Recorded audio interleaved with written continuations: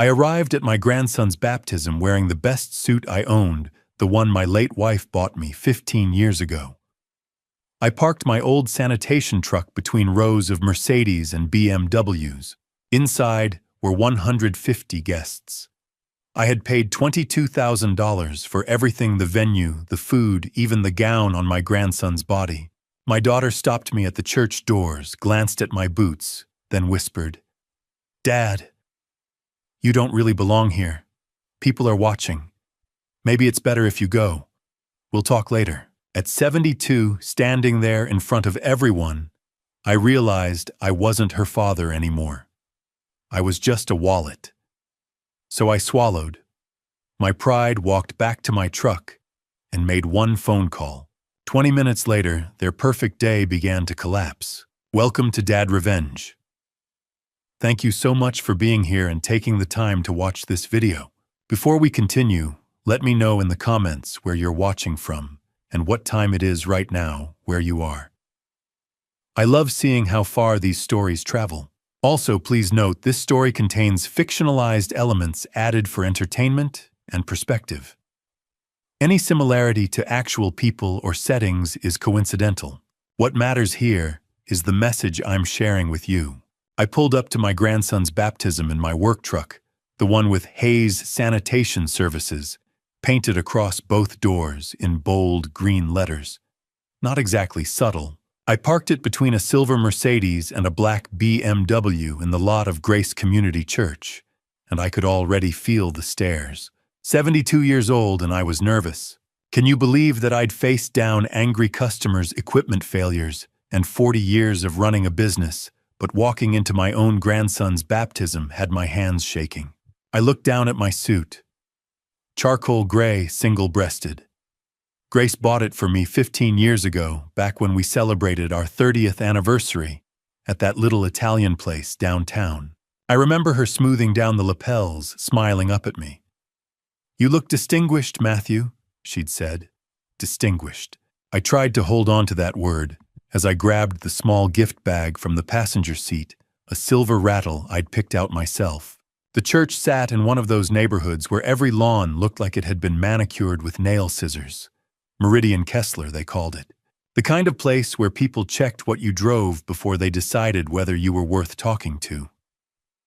Through the tall windows, I could see the crowd inside. 150 people, Amanda had said. I didn't recognize a single car in this parking lot. I walked toward the entrance, gift bag in hand, trying not to think about the truck behind me. The logo, the dented bumper, the mud on the wheel wells from this morning's depot run. The sanctuary doors were propped open, and I could see them, all those people in their Sunday finest, mingling, laughing. Flower arrangements taller than I was. Everything pristine and perfect. And there near the entrance, I saw Amanda. My daughter looked just like her mother used to on Sundays. Hair done up, cream-colored dress pearls at her neck. Beautiful. For a moment, my chest tightened with pride. Then she saw me. The smile vanished from her face so fast, you'd think I'd walked in covered in garbage. She cut through the crowd, quickly, heels clicking on the marble floor, and reached me before I could take another step inside. "Dad." Her voice was low, controlled. "What are you doing here?" The question hit me like a slap. "It's Mason's baptism, sweetheart. I'm his grandfather. I know that, but..." She glanced back over her shoulder. Jason was there, laughing with a group of men in expensive suits. None of them were looking our way, but Amanda was clearly aware of them. "These are Jason's business partners. Important people.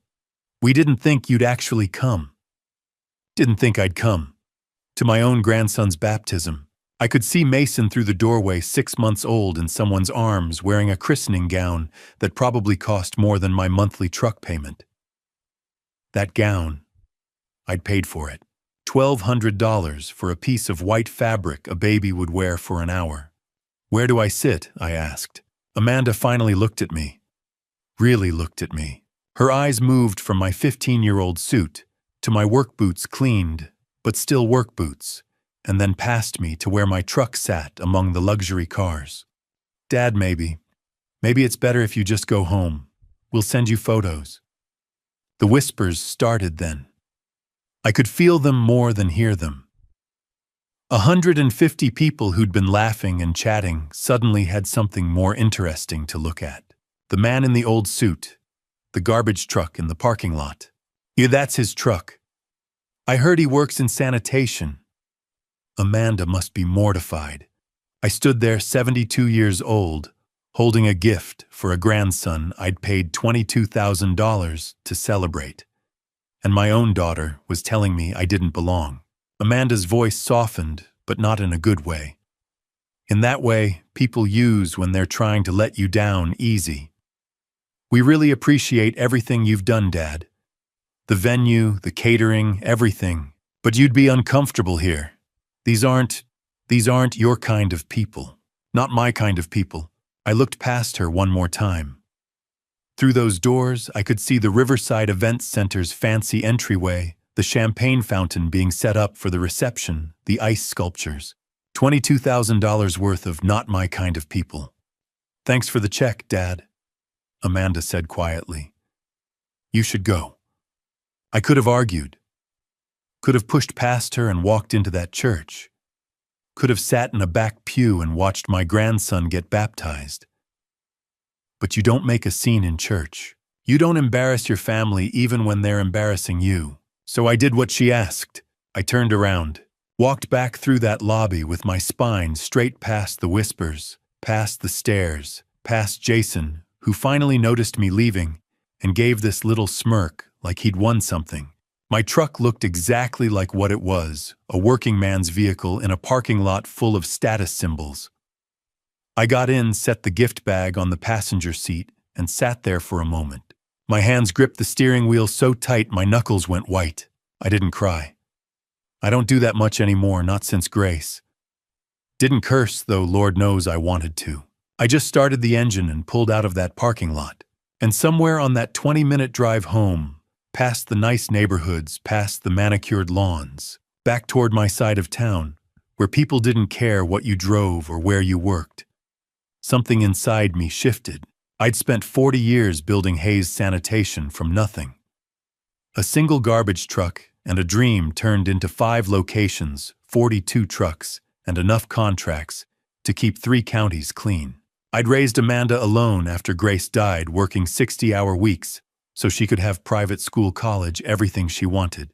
I'd written that $22,000 check without a second thought, because she asked me to. And this was how she saw me. As an embarrassment. As someone who didn't fit her new world.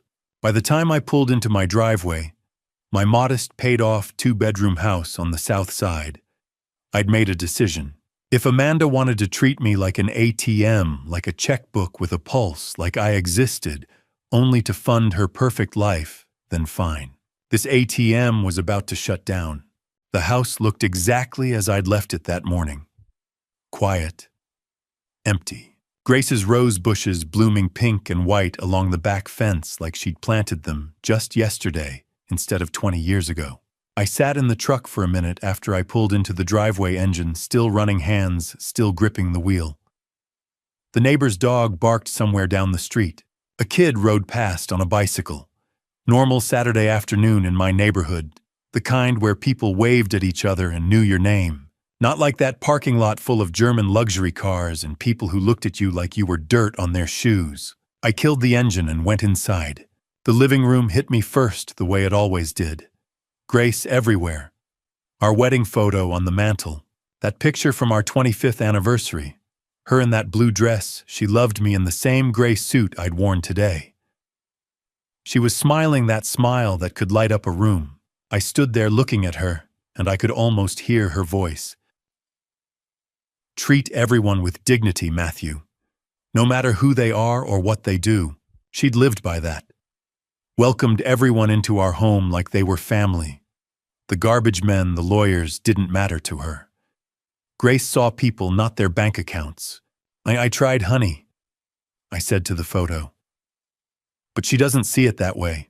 I walked down the hall to the spare bedroom I used as an office.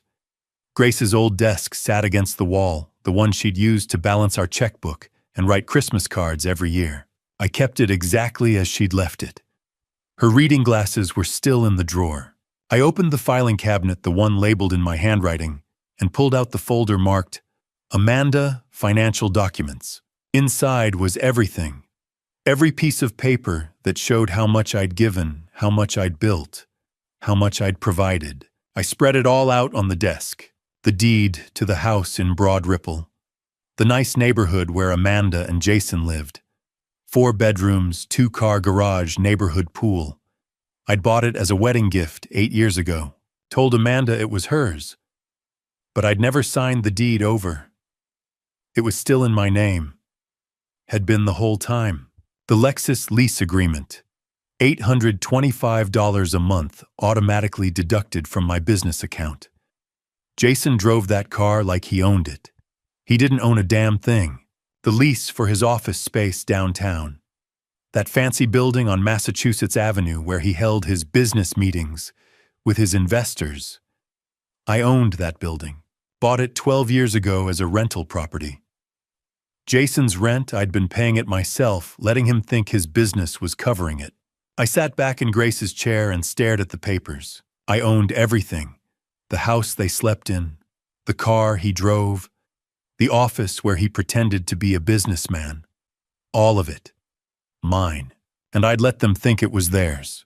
My phone sat on the desk next to Grace's reading glasses. I picked it up and dialed Edward Graham. He'd been my accountant for 30 years. If anyone was going to understand what I was about to do, it was Edward. He answered on the second ring. "Matthew, how was the baptism? Everything go okay?" "Edward," I said, keeping my voice steady, "I need you to cancel a check." Pause. "Which one?" "The big one. Riverside Events Center.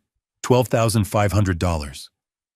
The silence on the other end lasted maybe 5 seconds. Felt like 5 minutes. "Ita Matthew," Edward said carefully. "That's the final payment. If that check doesn't clear, they can't serve the food. The bar shuts down. There are 150 people at that venue right now expecting—" "I know exactly what they're expecting," I said. "And I know exactly what's going to happen when that check bounces. Matthew, are you sure about this?" "Once I make this call to the bank, I'm sure." Another pause. I could hear him breathing, thinking it through. "That's not all," when I said. "I need you to freeze Amanda's credit cards, all of them, the ones linked to my accounts." "Matthew," his voice dropped. "Those are the only cards she has. If I freeze them, she won't be able to buy anything. Not groceries, not gas, nothing." "I know. This is war." I looked at Grace's photo on the desk. Us at Amanda's college graduation. Grace's arm around our daughter, both of them beaming, back when Amanda still looked at me with respect instead of shame. "Oh, no, Edward," I said quietly. "This is education." I heard him exhale. "All right. I'll make the calls. The check will be canceled within the hour. Credit cards frozen by end of business day. Thank you, Matthew." He paused. "I hope you know what you're doing." "So do I, Edward, so do I." I hung up and sat there for a moment in the quiet office. Then I got up, walked to the kitchen, and made myself a ham sandwich. White bread mustard, nothing fancy. I ate it, standing at the counter looking out the window at Grace's roses. The phone started buzzing around 6 o'clock. Amanda's name lit up the screen. Then Jason's. Then Amanda again. I took another bite of my sandwich and let it ring. By 7, I had 5 missed calls. By 8:12. By 9, I stopped counting.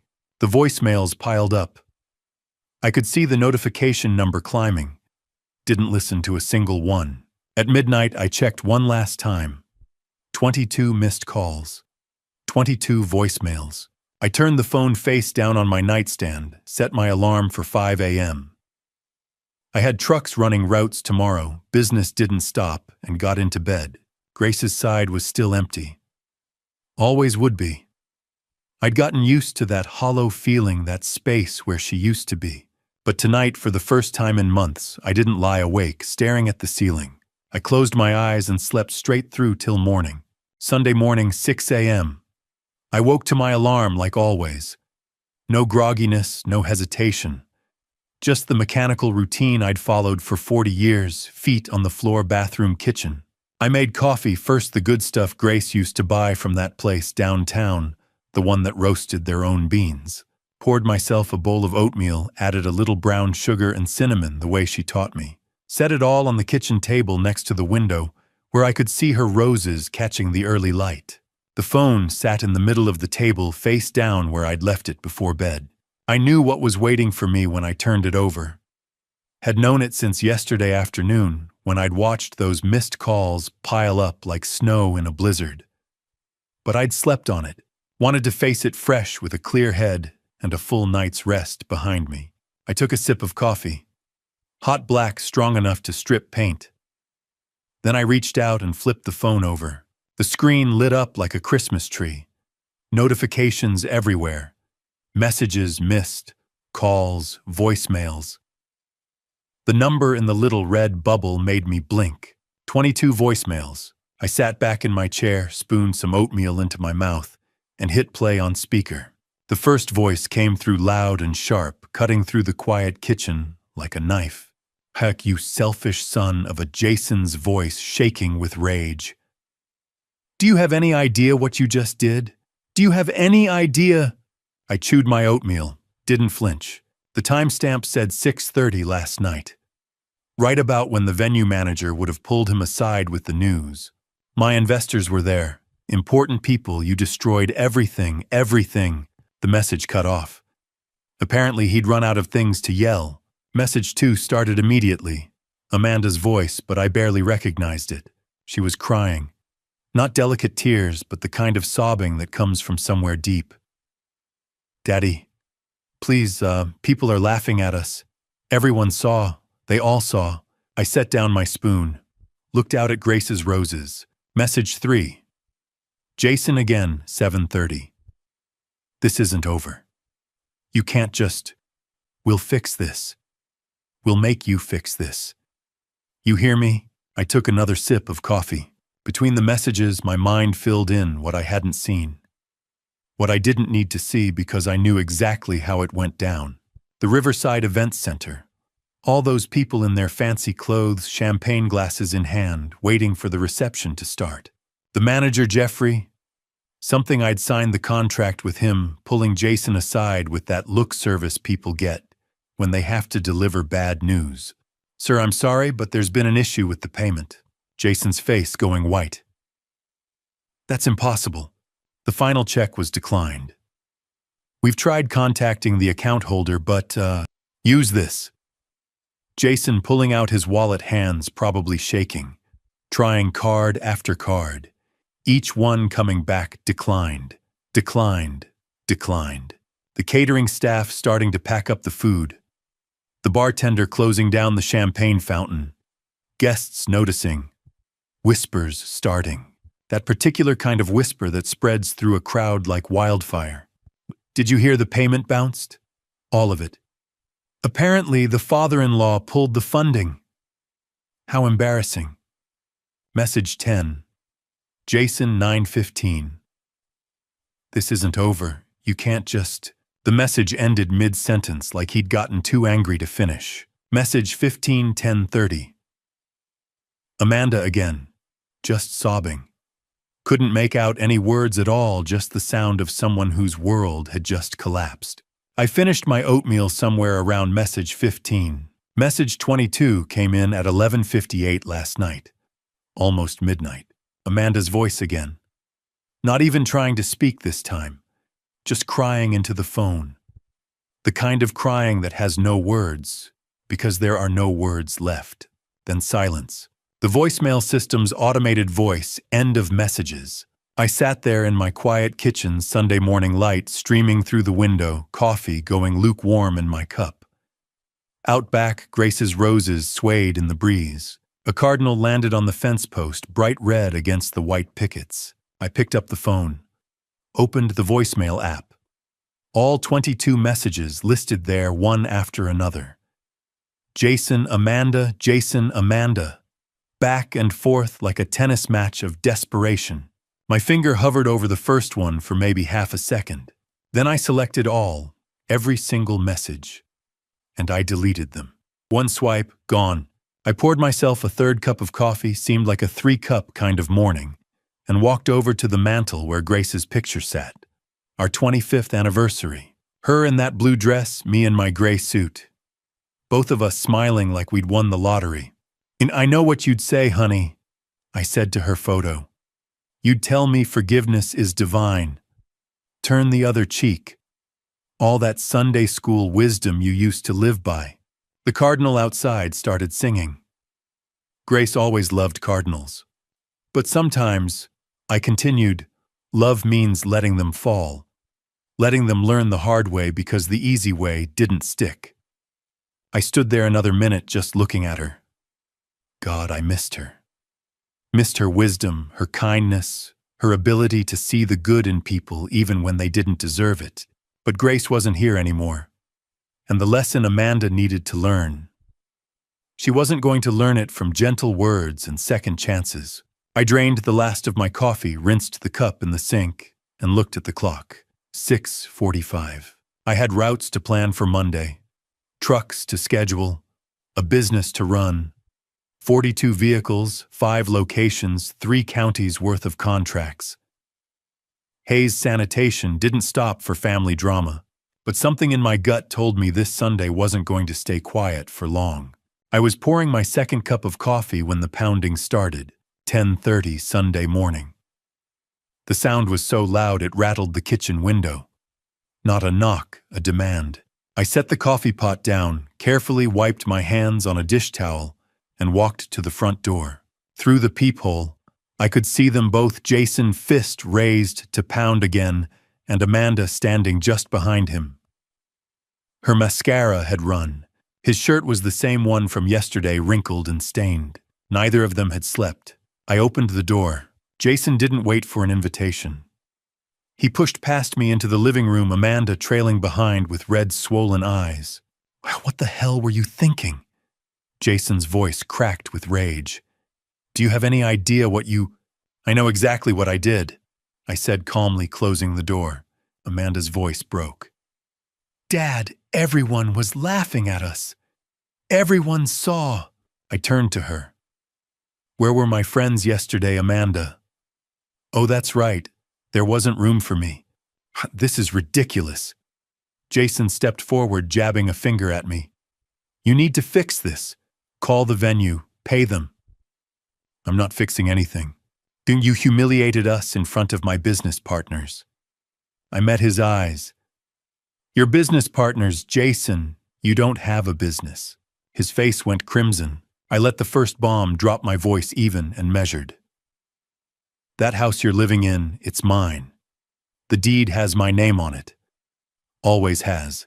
Amanda's breath caught. "But that was a wedding gift." "I let you live there," I said, past tense. The second bomb. "That Lexus, $825 a month. From my account." Jason's face had gone from red to pale. The third bomb. "The office downtown. My building. Your lease terminates Monday morning." "You can't do this," Jason said, but his voice had lost its edge. "You have 30 days to move out of the house." Amanda grabbed my arm. "Dad, we have Mason, your grandson." I pulled away, gently but firmly. Mason deserves better parents than people who only know how to take. That's when Jason lunged. His hands grabbed the lapels of my cardigan, shoving me back against the wall. For a 72-year-old man, I should have been frightened. But I'd spent 40 years hauling garbage bins and managing crews. I'd broken up fights between workers twice his size. I didn't flinch. I just looked him in the eye. "Get out of my house." My voice was quiet, deadly quiet.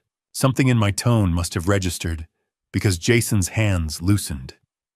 He stepped back, chest-heaving, fists still clenched at his sides. Amanda was crying openly now. "Jason, please, let's just go." He shook her off, backing toward the door, but keeping his eyes locked on mine. When he reached the threshold, he stopped. You're going to regret this, old man. The way he said it wasn't angry. It was calculated, cold, like he was making a promise rather than a threat. That tone, that icy certainty sent something dark crawling up my spine. They left. I heard the Lexus engine roar to life, tires squealing as Jason peeled out of my driveway. I walked to the window and watched until the car disappeared around the corner. My hands, I noticed, were steady, but that look in Jason's eyes, that wasn't the look of a man who was going to walk away. I picked up the phone and dialed Joseph Miller. Joe answered on the second ring. Matt, everything okay? No, I said, still watching the empty street. Jason just threatened me. I think we might have a problem. There was a pause. Then Joe's voice, careful. What kind of problem? I thought about Jason's hands on my collar. The way his voice had gone cold instead of hot. The look in his eyes, not rage, but something worse. Calculation. The kind that doesn't end with an apology, I said. Can you come over? Give me 20 minutes. I was making a fresh pot of coffee, my third of the day, when the knock came again. This one was different. Polite. 3 measured taps, the kind that said we're civilized people having a civilized conversation. I glanced at the clock on the microwave. 12:15. Joe wouldn't be here for another 5 minutes. Whoever this was, they'd timed it perfectly. Through the peephole, I saw them, Gerald and Patricia Bennett, dressed like they'd just come from church. Gerald in a charcoal suit with a red power tie. Patricia in a cream-colored dress with pearl earrings that probably cost more than my monthly electric bill. Jason's parents. I opened the door. Matthew. Patricia's smile was warm and practiced. We need to talk. May we come in? I stepped aside without a word. They walked into my living room like they were touring a property. Patricia's eyes sweeping over the worn furniture, the outdated carpet, the modest TV on its stand. I could practically hear her mental appraisal, lower middle-class needs, updating limited resale value. They sat on the couch. I remained standing. So Jason called us. Gerald began, his voice smooth and reasonable. The boy is very upset. I imagine he is, I said. Patricia leaned forward, her expression concerned in that rehearsed way that real estate agents perfect. Matthew, this has gone too far. Think about Mason. That sweet little boy. I'm thinking about Mason, I said. He needs parents who understand consequences. Gerald shifted into what I recognized as his corporate negotiation voice. As one businessman to another, I understand the frustration here. One businessman to another, I interrupted. Gerald, what exactly do you do? He blinked, thrown off his script. I'm the regional sales director at PharmaCorp. Right. You're an employee. I own a business. We're not the same. His jaw tightened, but he forced the smile back. Be that as it may, we're family. We should be able to work this out like adults. Adults pay their own way, I said. Patricia tried a different angle, her voice dropping to a conspiratorial whisper. People are talking, Matthew. This makes you look bad, too. People like you. We're trying to help. I'd had enough of the performance. Gerald, I said, how much do you still owe on that BMW parked in my driveway? He stood abruptly. That's none of your... And the house, $650,000, wasn't it? How much do you still owe the bank? How dare you? I turned to Patricia. When was the last time you actually sold a house, Patricia? She stiffened. The market right now is very challenging. You're both drowning in debt. I said, my voice calm and factual. Living on credit cards, pretending to have money you don't have. That BMW leased. The designer handbag on your shoulder probably charged to a card that's already maxed out. Patricia's face flushed red. You have no right to. Jason had to learn those values somewhere. I continued. Now I know exactly where. Gerald moved toward the door, his corporate composure cracking. We're done here. Patricia, let's go. She stood smoothing her dress with shaking hands. At the door, she turned back to me, and for just a moment the mask slipped. I saw what was underneath, not concern, but wounded pride. "Don't expect us to help them," she said coldly. "This situation, you created it." "No," I said. "I just stopped enabling it." They left Patricia's heels clicking sharply on my front walkway. Through the window, I watched Gerald's hands tremble as he unlocked the BMW. Even from here, I could see him gripping the steering wheel, probably rehearsing all the things he wished he'd said. The car pulled away just as Joe's pickup turned onto my street. I opened the door for him before he even knocked. "Was that the Bennetts?" Joe asked, nodding toward the departing BMW. "Yeah. How'd that go?" "About as well as you'd expect," I said. "They came to play peacemaker, left when they realized they're just as broke as Jason."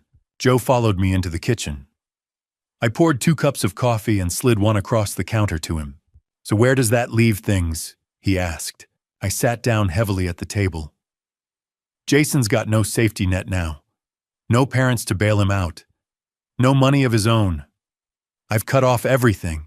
Meaning, I thought about the cold calculation in Jason's eyes when he'd made his threat. The way he'd gone quiet instead of loud. That was the part that worried me. "Meaning he's cornered," I said. "And I learned a long time ago Joe cornered animals are the most dangerous kind." Joe set his coffee down carefully. "You think he's going to do something stupid? I think he's going to do something desperate." Monday morning, 5:30 a.m. I pulled into the Hayes Sanitation Depot, just as the first light was breaking over the eastern horizon. The parking lot was empty except for Raymond Clark's pickup. He always beat me in on Mondays to prep the route assignments. Inside, the office smelled like fresh coffee and diesel fuel. Raymond had the maintenance logs spread across the dispatch desk, a red pen in his hand. "Morning, boss," he said without looking up. "Truck 17's got a hydraulic leak. I'm pulling it from rotation." "Good call." I poured myself a cup of coffee and grabbed the clipboard for truck 23. "What about 23? "Brake pads, Jake's on it now." This was my routine. 40 years of 5:30 a.m. starts. Check the trucks, review the routes. Make sure 60 employees had the equipment they needed to do their jobs. Some people played golf in retirement. I preferred hydraulic fluid and route efficiency. By 7:45, 6 trucks had rolled out. Everything running like clockwork. My phone rang at 8:15. Edward Graham. I frowned. He knew Monday mornings were my busiest time. I answered. "Edward, what's wrong?" "To Matthew, we have a situation." His voice was tight-clipped. "Someone tried to access your accounts this morning." I set my coffee cup down carefully. "Who?" "On Jason Bennett. He showed up at First National the minute they opened at 8. I just got off the phone with the branch manager." Something cold settled in my chest. Desperate, I'd told Joe yesterday. I'd been exactly right. What did he try to do? Edward's words came fast. "He brought documentation. Old papers, bank statements, account numbers. Told the manager you're 72 years old and experiencing cognitive decline. Said you're showing signs of confusion and he needs access to protect you." I closed my eyes. Through the depot's open bay door, I could hear the pneumatic hiss of an air compressor, the clang of tools, normal sounds. But nothing was normal anymore. Did he get anything? No. Susan Herrera, she's the branch manager, she flagged it immediately. Jason tried to withdraw cash, tried to add himself as an authorized user on your accounts, even asked about power of attorney paperwork. Can he do that legally?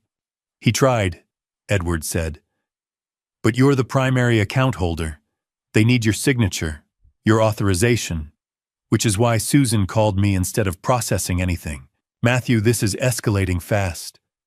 I recommend closing those accounts today. This morning. Through the window, I watched Raymond directing Bobby to back Truck 9 into Bay 3. Monday morning. Business as usual. Except my son-in-law was at a bank right now trying to steal from me using forged concern about my mental health. I'll be there in 30 minutes, I said. Raymond looked up when I grabbed my keys. Boss, everything okay. Family emergency. I need to handle something at the bank. His eyes narrowed slightly. Raymond had been with me for 15 years. He could read my tone. Want me to come along? No. Keep the routes running. I'll be back by lunch. He nodded once. We got it covered. I met Edward in the First National parking lot at 9 a.m. The lot was half full now, early customers, business owners making deposits. Normal people doing normal banking. Edward was waiting by his sedan briefcase in hand tie perfectly knotted, but his face was drawn. How bad is it? I asked. How bad enough that Susan agreed to open early for us. She's inside. The bank manager met us in a private office, a woman in her 50s with sharp eyes and a kind face that currently looked very apologetic. Mr. Hayes, I'm so sorry about this morning, she began. I want you to know we followed every protocol. You did exactly right, I interrupted. Now I need you to do something else. Close every joint account I have with family members, all of them. She glanced at Edward, who nodded. We'll need new accounts. I continued. New account numbers, new passwords, new access codes. Jason Bennett gets nothing. Not his name on the signature cards, not his phone number on file. Nothing. Susan pulled up my accounts on her computer. That's going to be 4 checking accounts, 2 savings accounts, and 1 money market account. Close them all. Open new ones. Transfer everything. While she printed the paperwork, I pulled out my phone and dialed Gregory Marshall. It was early, but lawyers like Gregory kept early hours. He answered on the second ring. Matt, I was expecting your call. Edward texted me 20 minutes ago. Jason tried to steal from me. I know. And Matthew, this changes things. We need to get ahead of this. Meaning, and if Jason's claiming you're incompetent, we need documented proof that you're not. Before he finds a doctor willing to say otherwise. I looked down at the stack of forms Susan was laying out. Account closure authorizations, new signature cards, transfer requests. My handwriting was steady. My mind was clear. I was making rapid, calculated decisions to protect my assets. Does that sound like someone who's confused? What are you suggesting? I asked. A competency evaluation. Formal documented done by a licensed physician. I can have Dr. Carol Stevens see you tomorrow morning. 9:30 a.m. She's been doing cognitive assessments for 20 years. Memory tests. Financial decision-making, understanding of complex situations. If you pass, when you pass, we have legal documentation proving Jason's claim is fraudulent. And if he tries this again, then we pursue criminal charges, attempted fraud, elder abuse. Depends how far he pushes it. I signed the last form and slid it across the desk to Susan. Set it up. I'll text you the address, Gregory said. Matthew, be careful. Jason's crossed a line here. This isn't just family drama anymore. This is attempted theft, and people who try once usually try again. We hung up. Susan handed me a folder with the new account numbers, new temporary checks, new access codes. Mr. Hayes, she said quietly, for what it's worth, you seem sharper than half the 50-year-olds I deal with. I hope you know that. Thank you. Edward walked me back to my truck. The sun was climbing higher now, the parking lot filling up with the mid-morning rush. You okay? Edward asked. I thought about that. I'm 72 years old. I've been running this business for 40 years. I manage payroll for 60 employees. I've negotiated contracts with 3 different cities. I built a company worth $8 million from 1 garbage truck and a dream. Does that sound like someone who's confused? Not even a little bit. Then we're going to prove it. I climbed into my truck and checked my phone. A text from Gregory was already waiting. Dr. Carol Stevens, 127 Medical Plaza Drive, Tuesday 9:30 a.m. Bring photo ID and list of current medications. Another text. This one from Amanda. Dad, please, we need to talk. This is getting out of control. I deleted it without reading it twice. On the drive back to the depot, I thought about Jason standing in that bank at 8 a.m. paperwork, in hand practice story ready, trying to convince a manager that I was losing my mind. The planning in that, the calculation. Joe had asked if Jason would do something stupid. This wasn't stupid. This was premeditated, methodical, which made it so much more dangerous. I pulled back into the depot at 10:30. Raymond had dispatched all the routes and was on the phone with a client. Bobby was under truck 17, fixing the hydraulic leak. Jake was test driving truck 23 after the brake work. Everything running perfectly. The business I'd built. The empire Jason thought he could steal with forged concern and fake paperwork. My phone buzzed. Gregory spoke with Dr. Stevens. She's aware of the urgency. Evaluation will be thorough. Bring your A game. I texted back, I'm 72, not senile. There's a difference. His response came immediately. Tomorrow we document that difference. Then we decide how hard to hit back. Tuesday morning, 9:30 a.m. I sat in a psychiatrist's office answering questions I never imagined I'd need to answer. At 72 years old, I was proving I wasn't crazy. Gregory had driven with me to the medical plaza moral support, he called it. Now he sat in the waiting room with outdated magazines while I filled out forms. Medical history, none. Current medications, none. Reason for visit, competency evaluation for legal documentation. Mr. Hayes, the nurse, led me down a hallway to an office with diplomas on the walls, potted plants in the corners, soft blue paint. Doctor. Carol Stevens stood to shake my hand, a woman in her 50s with kind eyes and a firm grip.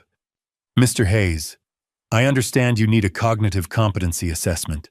My son-in-law is trying to have me declared incompetent so he can access my money. She sat down, clicked her pen. Then let's establish clearly that you're not. This will take about 2 hours. I'm going to test your memory, your reasoning ability, your understanding of complex situations. Answer honestly. There are no trick questions. I'm ready. Good. Let's start with basic cognition. Count backward from 100 by sevens. 100, 93, 86, 79, 72, 65, 58. I continued all the way to 0 without hesitation. She made a note. Now draw a clock showing 3:15. I drew the circle, placed all 12 numbers correctly positioned, both hands exactly right. Another note. Name the last 5 presidents in reverse order.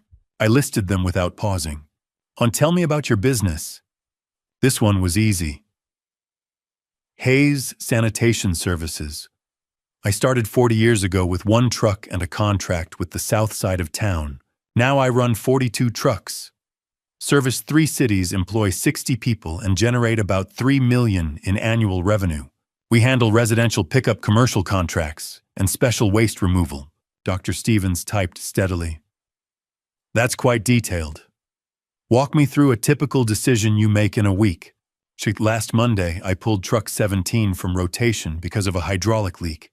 Cost me $5,000 in repairs, but keeping a faulty truck on the road would risk worker safety and void our insurance. I authorized the repair, reassigned the route to truck 9, and had the driver back on schedule by Wednesday.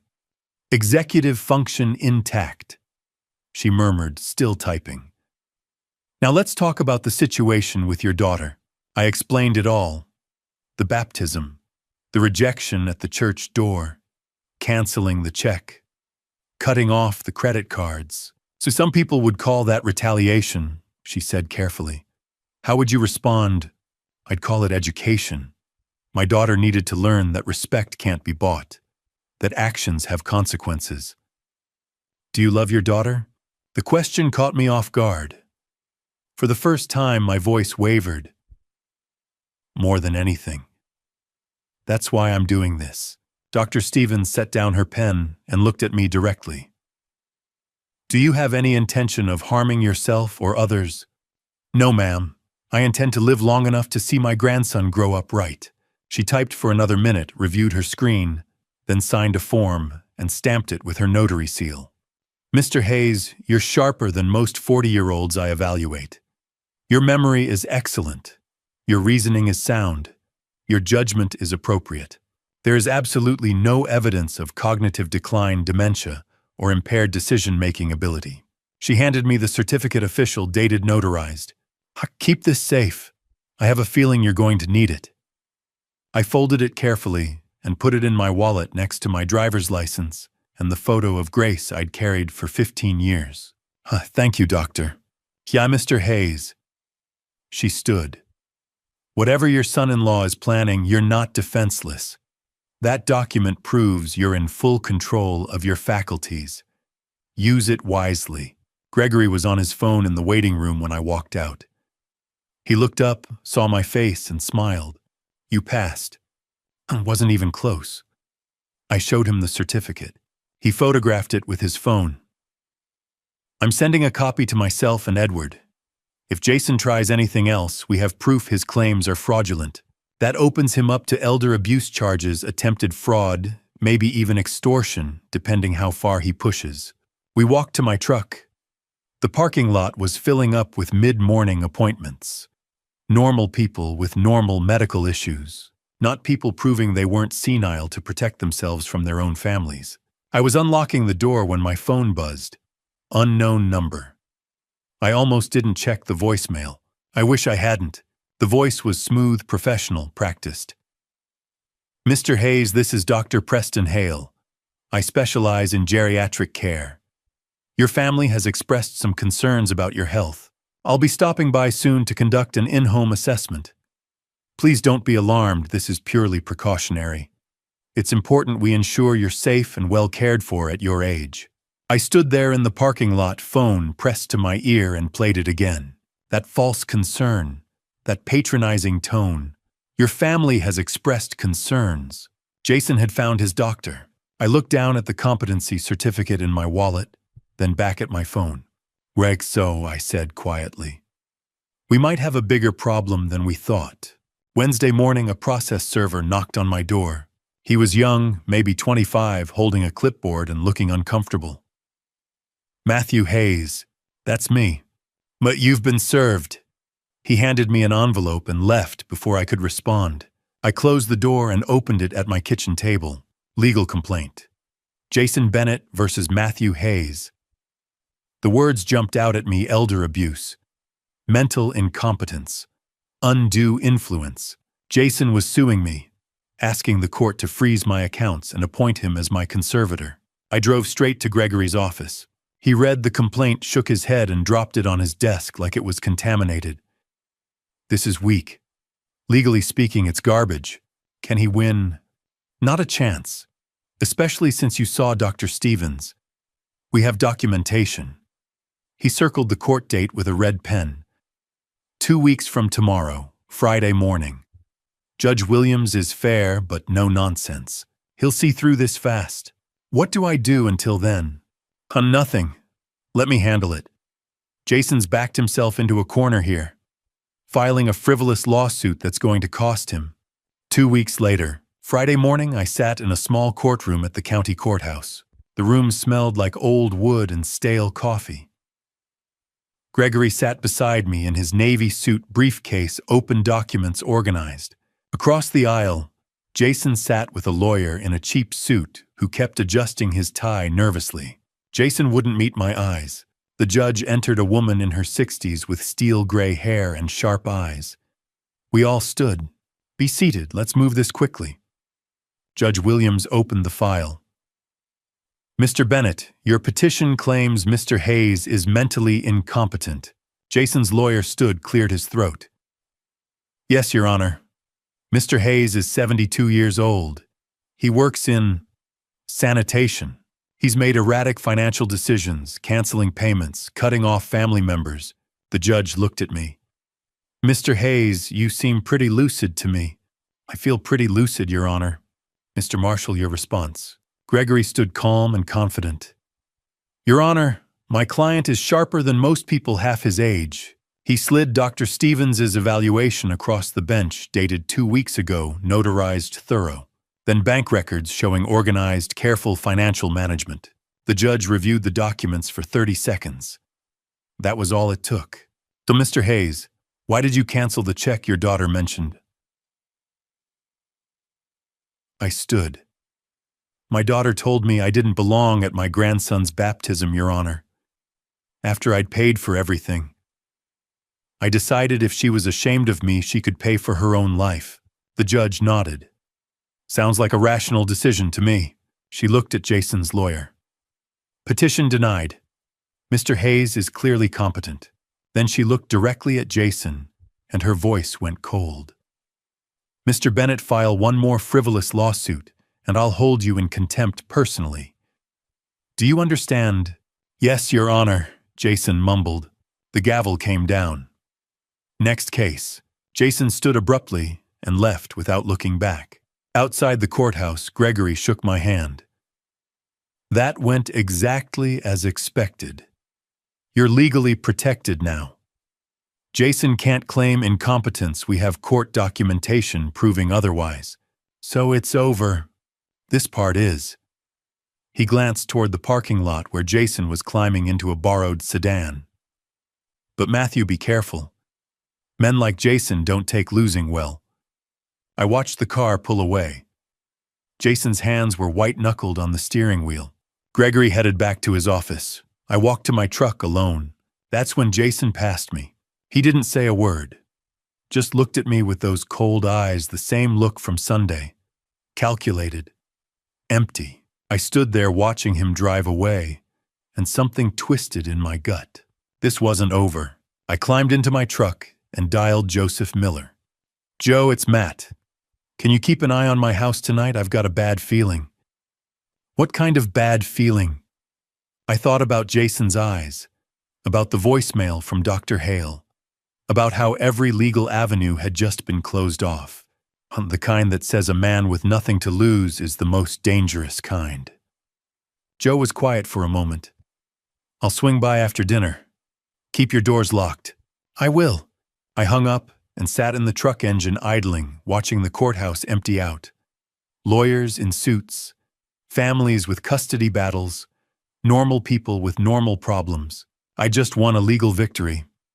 Judge Williams had called Jason's lawsuit garbage. I had documentation proving I was competent. So why did I feel like I'd just painted a target on my back? 3 weeks after the baptism, I thought things were finally settling down. I was wrong. Wednesday evening, 8 o'clock, I was reheating leftover meatloaf when someone knocked on my door. The knock was firm, insistent, not aggressive, just confident. I looked through the peephole. A man in an expensive coat I didn't recognize stood on my porch. Behind him, parked at the curb, was a black SUV with tinted windows. I opened the door cautiously. Can I help you? The man smiled, but it didn't reach his eyes. Mr. Hayes, Frank Moretti. We need to talk about Jason. He stepped forward. Not pushing, just expecting me to move aside. I did, keeping the door open, keeping my options available. I don't know who you are, I said. I'm the man your son-in-law owes money to. Through the open door, I saw 2 men in dark jackets climb out of the SUV. They didn't approach. Just stood there, visible. A message. Frank looked around my living room like he was appraising it. Nice place. Modest. I respect that. What's this about? He sat down on my couch without being invited. Jason owes me money. Started at $95,000. 20% interest per month. Compounds fast. Right now it's $108,000. The number hit me like a fist. I'd known Jason had debts, but not like this. Online poker. Frank continued conversationally. Sports betting. Your son-in-law has a problem, Mr. Hayes. And when people have problems they can't fix, I become their problem. He leaned forward, clasping his hands. Now I know you're a smart man, Matthew. I can call you Matthew, right? I didn't answer. A successful businessman. Sanitation pays well when you own the company. He smiled again. You've done very well for yourself. 8 million in assets. Impressive. My stomach turned. He'd researched me. Thoroughly. Jason's debt is Jason's problem, I said. Not mine. Frank's smile vanished. See, that's where you're wrong. He stood, stepping closer. I held my ground but felt my heart hammering. Now Jason can't pay. So I look at his assets. And his assets, the house, the car, the office, they're all actually your assets, aren't they? I said nothing. He already knew.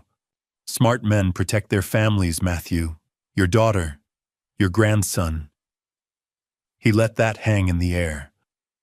I'd hate for anything unfortunate to happen. You understand what I'm saying? My voice came out tight. Are you threatening me? Frank pulled out a business card and set it on my coffee table. I'm having a conversation. 48 hours, Matthew. Think about Mason. He walked to the door, then paused. Those rose bushes out back are beautiful. Your wife planted them. Ice flooded my veins. He knew about Grace. He'd been in my yard. 48 hours, he repeated, and left. Through the window, I watched him and his men climb into the SUV. They drove away slowly, deliberately. No rush. Why would they rush? They knew where I lived. I locked the door with shaking hands. Both deadbolts. Then I stood there in my living room, breathing hard, realizing how deep I was in. This wasn't family drama anymore. This was something else entirely. I called Joseph first. My voice was unsteady. Joe, we've got a bigger problem. He heard the shake in my voice. What happened? His loan shark just threatened me in my living room. Jason owes him $108,000. I'm coming over right now. Bring your truck. Park in the driveway where I can see it. I hung up and called Gregory. I'm being extorted by a loan shark. His response was immediate and firm. Do not pay him, Matthew. Pay once and you become a target forever. They'll keep coming back. He gave me 48 hours. Document everything. If he contacts you again, we call the police. Loan sharking is illegal. Extortion is a felony. This guy Frank, he's counting on you being too scared to report him. He mentioned my grandson. He knows about my wife's roses. He's been in my yard, Greg. There was a pause. That's intimidation. Textbook. Matthew, lock your doors. Joseph's coming over. Yes. Good. I'm calling Detective Jackson. She handled some financial crimes cases for another client. If this escalates, we need law enforcement involved. I hung up and sat down at my kitchen table. The meatloaf was still spinning in the microwave, forgotten. Frank's business card sat on the coffee table like a ticking bomb. Frank Moretti, Private Lending Services. Private lending. That's what they called it now. My phone buzzed. Joseph 5 minutes away. Sit tight. I looked at Grace's photo on the wall. 25 years married. She'd never seen this side of life, the side where men in expensive coats showed up at your door with implied threats about your family. What would she say? Probably the same thing Gregory just did. Don't give them anything. Don't let them make you a victim. But what if they went after Amanda or Mason? That's when I understood what Frank was counting on. Not my fear, my love. Headlights swept across my front window. Joseph's pickup. He was out of the truck and at my door in seconds. I let him in, locked the door behind him. Tell me everything, he said. 48 hours passed. Frank's deadline. I didn't pay. Friday afternoon, 3 o'clock. I was reviewing next week's routes with Raymond when my phone rang. Jason. I'd ignored his last 5 calls. Hadn't spoken to him since the courthouse. But something made me answer. What? His voice came through ragged, barely controlled. They destroyed the car. Slow down. Who destroyed what car? My mother's Honda. I was borrowing it. Frank's people, they smashed it. I could hear traffic in the background.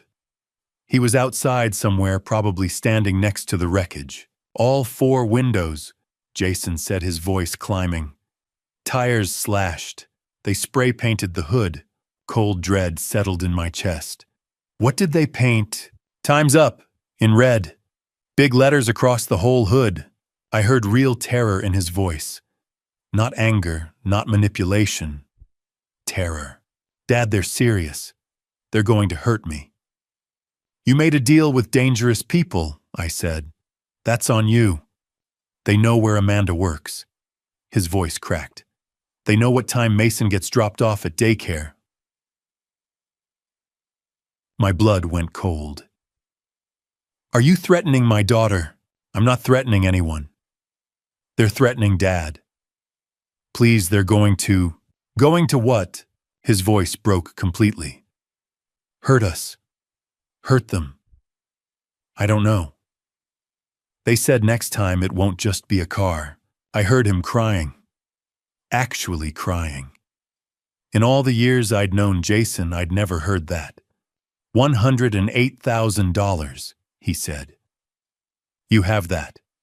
Just pay them and this ends. If I pay once, they'll come back for more. That's what criminals do. So what am I supposed to do? Go to the police, tell them about Frank, get protection. I can't. These people have connections everywhere. Even in jail, they can Then I guess you need to figure it out yourself. I'm not paying your gambling debts. I hung up. My hand was shaking. Raymond was staring at me from across the dispatch desk. Boss, you okay? No, Raymond, I don't think I am. I sat down heavily in the office chair. Through the window, I could see Truck 12 backing into the wash bay. Bobby was running the pressure hose. Normal Friday afternoon. Routes wrapping up. Weekend approaching, but nothing felt normal. Raymond cleared his throat. You want to talk about it? Family trouble. The same family trouble that's had you checking the parking lot every 10 minutes this week. I looked at him. Raymond had been with me for 15 years. He was observant, loyal, and right now he was worried. It's complicated, I said. Complicated, like you need someone watching your back. Maybe, he nodded once. I'm here if you need me. Just say the word. Thanks, Raymond. My phone buzzed. A text from Jason. They know Mason's daycare schedule. They said his name. Mason. Please, Dad. I stared at that text for a long time. Frank's people knew where my grandson spent his days. They'd researched his routine. A 4-year-old boy. What kind of people did that? I thought about Gregory's advice, don't pay. Criminals always come back. I thought about Frank's cold smile. Smart men protect their families. I thought about Jason crying on the phone. Then I thought about Amanda. Working at the depot garage, surrounded by trucks and tools and men who respected her because she'd earned it. But if Frank's people showed up there, what would happen? My phone rang again. Amanda this time, I answered. Hey, sweetheart. Dad, Jason's freaking out. He called me about some car getting smashed. What's going on? It's nothing you need to worry about. Dad. Her voice was sharp. Don't lie to me. Jason said someone knows where I work, where Mason goes to daycare. What is he talking about? I closed my eyes. Jason owes money to some bad people. They're putting pressure on him. How bad? Bad enough that they vandalized a car today. Silence. Then, are we in danger? I wanted to say no. Wanted to tell her everything was fine. But I'd spent 3 weeks teaching her about consequences and honesty. I don't know, I admitted. But I'm handling it. How? By not giving them what they want. And what do they want? Money. $108,000. I heard her breath catch. Dad, if paying them keeps Mason safe, it won't. It'll just make us targets forever. So what do we do? You do nothing. I'm talking to the police. To Gregory. We're handling this the right way. Shook the right way. Her voice rose. Dad, these people smashed a car. What if next time it's not a car? That's what Jason had said. Word for word. I won't let anything happen to you or Mason, I said. You can't promise that. She was right. I couldn't. I have to go, she said. I need to think. She hung up. I sat there in my office at the depot, surrounded by maintenance schedules and road assignments, and 40 years of building something real. But right now, none of it mattered. Frank had moved his pieces. Now Amanda was scared. Jason was crying. And I was sitting here clinging to principles while my family was being threatened. That night I didn't sleep. Every car that passed my house made me check the window. Every sound was Frank's men coming back. I kept thinking about Frank's smile, Jason's terror. Amanda at the depot with no protection. I'd held my ground on principle. But what if that principle got my daughter hurt? What if it got Mason hurt? At 3 a.m. I still didn't have an answer. Monday morning, I was at home planning my day, intending to reach the depot by 10 when my phone rang. Raymond. He never called unless it was an emergency. What's wrong? His voice was tight, controlled, but I heard the tension underneath. Boss, you need to get here right now. Some guy just showed up. He scared Amanda bad. She's shaking. My heart dropped. I'm on my way. I made the 15-minute drive in 10, breaking every speed limit between my house and the depot. Raymond met me at the office door. She's in the break room. Amanda sat at the small table, hands trembling around a coffee cup she wasn't drinking. Her eyes were red. Mascara streaked her cheeks. I sat down beside her. Tell me what happened. She looked up at me and started crying harder. Take your time, I said, keeping my voice steady even though fury was building in my chest. A black SUV pulled up, she managed. Around 8:45, this man got out. He walked straight to me. What did he look like? Older, 50 maybe, expensive coat. He smiled, but it wasn't a nice smile. Frank. I knew before she even finished. He knew my name, Dad. He said, "You must be Amanda, Jason's wife." She wiped her eyes with a paper towel. Then he said, "Nice-looking kid you've got." Mason, right? My hands clenched into fists under the table. I asked who he was. He said, "A friend of your husband's. He owes me money." Amanda's voice cracked. Then he touched my shoulder. Said, "Your dad's a rich man. Ask him nicely. He'll pay." Raymond stood by the door, arms crossed, jaw tight. I was in the office, saw him touch her, grabbed a wrench and walked out there. Told him to leave. What did he do? I asked. Laughed, like it was funny. Then got back in his SUV and drove off. Real slow. No rush. I turned back to Amanda. Did he say anything else? She nodded, tears streaming. He said it would be a shame if something happened to Mason. That's when the rage hit me. Real rage. Not the cold calculation I'd used with Jason. Not the measured response I'd maintained through the lawsuit.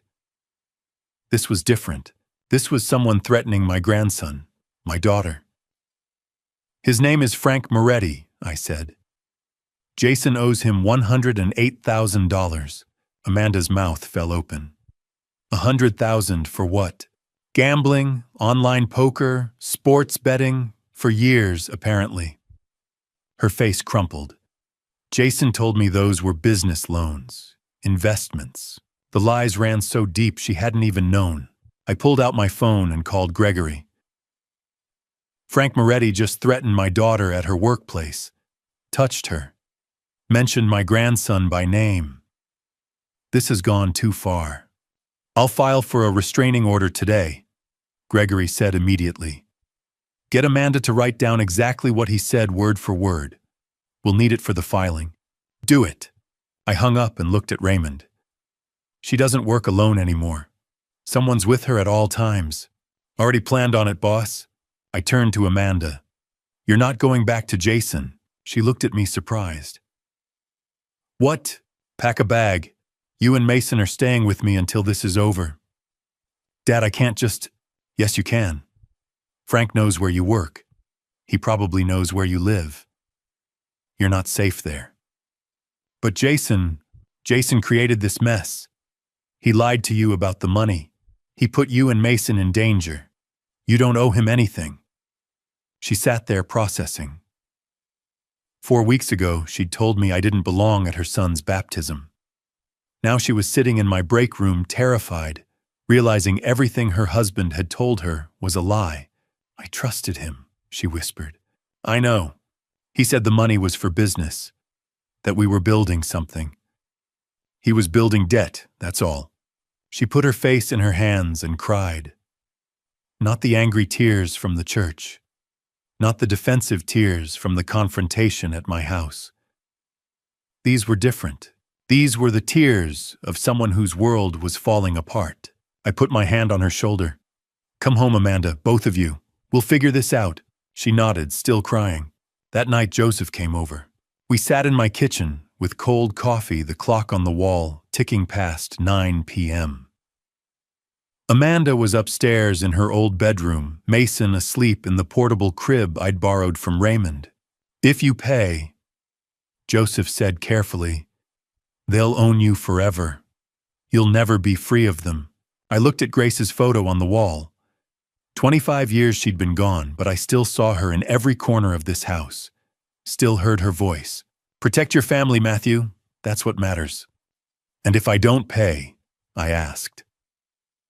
What happens to Amanda, to Mason? Joseph didn't answer. Neither of us had an answer. Gregory's filing a restraining order tomorrow, I said. For whatever that's worth. Paper doesn't stop men like Frank. I know. We sat in silence. Outside, a car passed. I found myself checking the window, same as I'd been doing for days. Every sound was a threat. Every shadow was Frank's men coming back. Raymond's got her back at work, I said. She's never alone. I've got motion lights installed around the house. New locks. Joe, I'm doing everything I can think of. I know you are. But it's not enough, is it? He looked at me with tired eyes. I don't know, Matt. I honestly don't know. At 3 a.m., I was still awake. Again. Amanda was upstairs under my roof. Mason was safe in his crib. But for how long Frank had made it clear he knew where they were. Knew their routines. Knew how to hurt them. And I still didn't have an answer. Tuesday afternoon, my phone rang. Unknown number. Every instinct told me not to answer. I should have listened. I was sitting at the kitchen table reviewing bills when it rang. I hesitated, then picked up. Hello. 2 seconds of silence, then Dad, Jason's voice. But different. Quieter. Too controlled. Jason, how did you get this number? I need to talk. Face to face. It's important. We have nothing to talk about. It's about Frank. I have a way to fix this. But I need your help. One last time. Every instinct in my body screamed, something's wrong. What way? I can't explain over the phone. Can I come by tomorrow morning, please? No. Dad, I'm trying to make this right. For Amanda, for Mason, for all of us. The way he said for Mason sent ice down my spine. Whatever you're planning, Jason, don't. His voice stayed eerily calm. I'm not planning anything. I just want to talk. Work this out like family. He hung up before I could respond. I stared at the phone, unease crawling through my chest. I called Gregory immediately. Jason just called. Wants to meet tomorrow morning. Something's off. Don't meet him, especially not alone. I won't. But Greg, his voice. It wasn't angry, it was cold. That's when people are most dangerous, Gregory said. When they stop yelling and start planning. I hung up and called Joseph. Jason wants to meet tomorrow. I told him no, but you think he'll show up anyway. Yeah, I'll keep an eye out. Don't worry. That night I couldn't sit still. I paced the living room, checking windows, checking locks, everything secure. Amanda was upstairs with Mason, both asleep. The house was quiet, except for the old furnace kicking on and the clock ticking in the hallway. I sat down in front of Grace's photo on the mantel. I don't know what to do, Grace. I want to protect them, but... I trailed off, talking to a photograph like it could answer. But maybe that's what I needed. Just to say it out loud. To hear myself admit I was scared. I went to bed, but didn't sleep. Every car that passed made me check the window. Every sound was Jason coming back. Or Frank's men. Or something worse. Wednesday morning, I woke before dawn.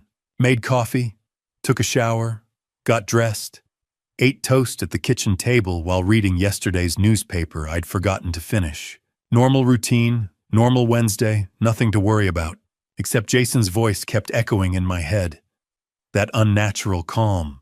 I pulled out my wallet to check something, my driver's license maybe, or a receipt I needed, and saw the corner of Dr. Stevens's competency certificate tucked behind my insurance card. I'd forgotten it was there. Kept it just in case I needed to prove I was still sharp. Still thinking clearly. I stared at it for a moment, then slid my wallet back into my pocket. Upstairs, I heard Amanda moving around, getting Mason ready for the day. The sound of family. The sound of people I was trying to protect. I poured my second cup of coffee and opened the newspaper again, trying to focus on the headlines. Outside, 3 houses down, Joseph Miller sat in his pickup truck with a thermos and a clear view of my front door. He'd been there since 6 a.m. I didn't know that. I didn't know a lot of things that were about to happen. I was halfway through an article about city budget cuts when I heard it. Not a knock, a crash. Then another. The sound of wood splintering. Someone was kicking in my front door. The door wasn't going to hold. I knew that. And I knew who was on the other side. But before I tell you what Jason brought with him that morning, before I reveal his plan, I need your prediction. Comment below. What do you think he was trying to do? I want to know you're still here. Quick heads up, the story ahead contains fictionalized elements. It may not be completely factual. If that's not for you, feel free to stop now. But if you're ready, here's what happened next. 4 men burst through my shattered front door. I had maybe 3 seconds to react. I grabbed my phone. The coffee cup was still in my other hand when they came through. It hit the floor, ceramic exploding across the tile. 4 men, Jason, a man in a white coat, and 2 men in medical scrubs. My phone was on the counter. I snatched it, fumbled with the screen, and hit record video. My hands were shaking, but I got it. Jason saw me immediately and started yelling. He's having an episode, paranoid delusions. We need to help him. I held the phone up, speaking directly into the camera. My name is Matthew Hayes. I am 72 years old. I am completely lucid. These men are breaking into my home. The man in the white coat stepped forward, hands raised in a gesture of false calm. Mr. Hayes, please stay calm. Your family is very worried about you. I don't know you. I backed toward the living room. Get out of my house. The 2 men in scrubs moved toward me, arms out like they were approaching a frightened animal. Don't touch me, this is illegal. They grabbed me anyway. 1 on each arm, strong grips, professional holds. I fought. 72 years old or not, I wasn't going quietly. Just let go of me. The phone slipped from my hand and hit the floor, landing face up, still recording. I could see the red dot in the corner of the screen. I shouted toward it. I am being held against my will. Someone call 911. The man in the white coat, Dr. Hale. I realized the voice from the voicemail, opened a medical bag and pulled out a syringe. Mr. Hayes, this will help you calm down. Just a mild sedative to help you relax. I saw that needle and real panic hit me. No, get that away from me. I thrashed harder, but I was 72, and they were younger, stronger. The orderlies held me tight. Jason stepped closer. Just hold him. We need to sedate him before... A truck screeched to a halt outside. Joseph. He'd heard everything.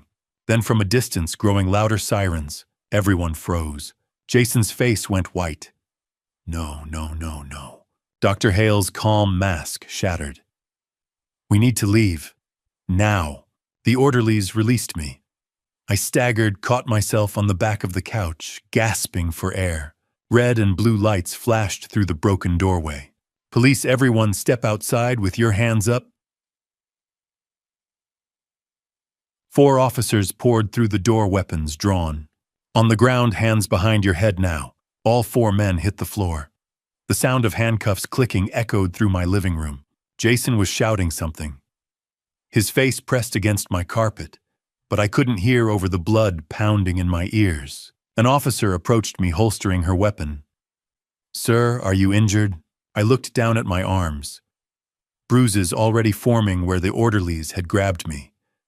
My chest hurt from fighting, but I was standing. I was breathing. I was here. My phone, I managed. It's recording everything. The officer picked it up from the floor. The red dot was still there. Still recording. She stopped the video and scrubbed back to the beginning. I watched her expression change as she watched the screen. Watched me identify myself. Watched them grab me. Watched Dr. Hale pull out the syringe. She looked at her partner. We need to bag this as evidence. Jason, face down on my floor in handcuffs, was still trying to talk. You don't understand. He's not well. We were trying to help. Save it for the station. The officer cut him off. She turned to her partner. Read them their rights.